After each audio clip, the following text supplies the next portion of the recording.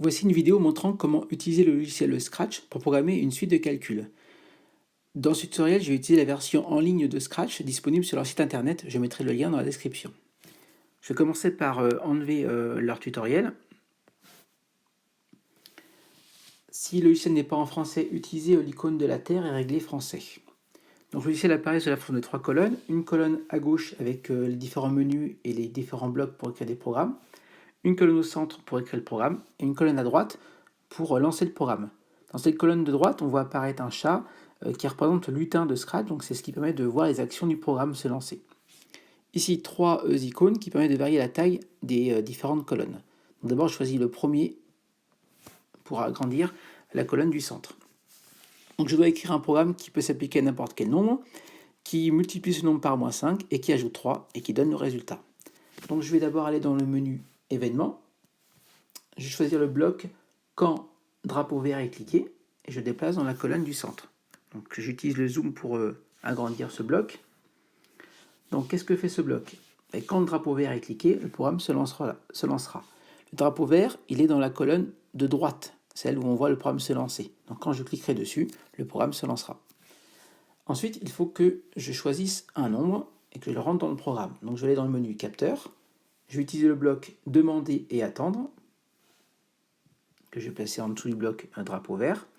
Ici, demander et attendre quoi? Demander un nombre. Donc je vais mettre, à la place de quel est ton nom, je vais mettre choisir un nombre.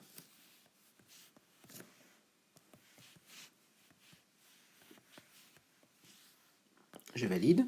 Une fois que ce nombre sera choisi, il va aller se placer dans réponse, dans le bloc réponse de Scratch.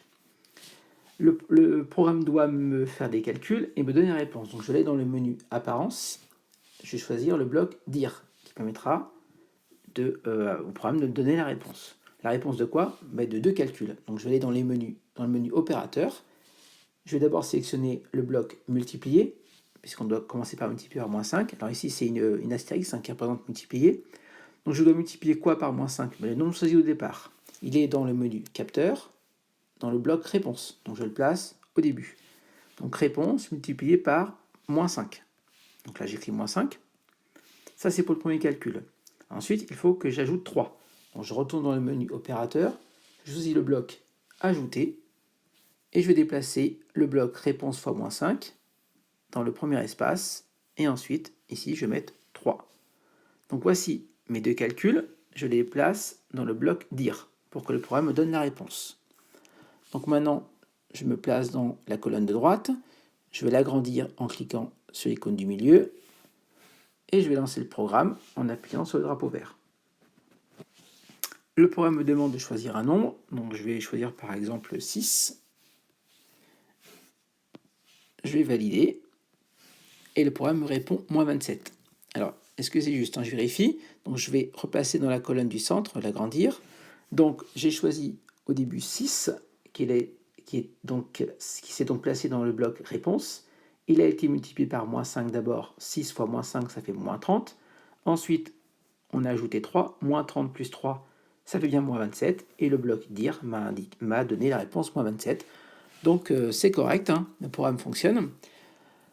Voilà, donc on peut le faire d'une autre façon. Il y a on peut ajouter des blocs, on peut le paramétrer, on peut apporter un peu de fantaisie. Donc ça, je vous laisserai découvrir, notamment avec les menus apparence ou son. On peut aussi changer le costume du lutin. Donc il y a vraiment beaucoup de choses à faire ensuite. Donc maintenant, à vous de jouer.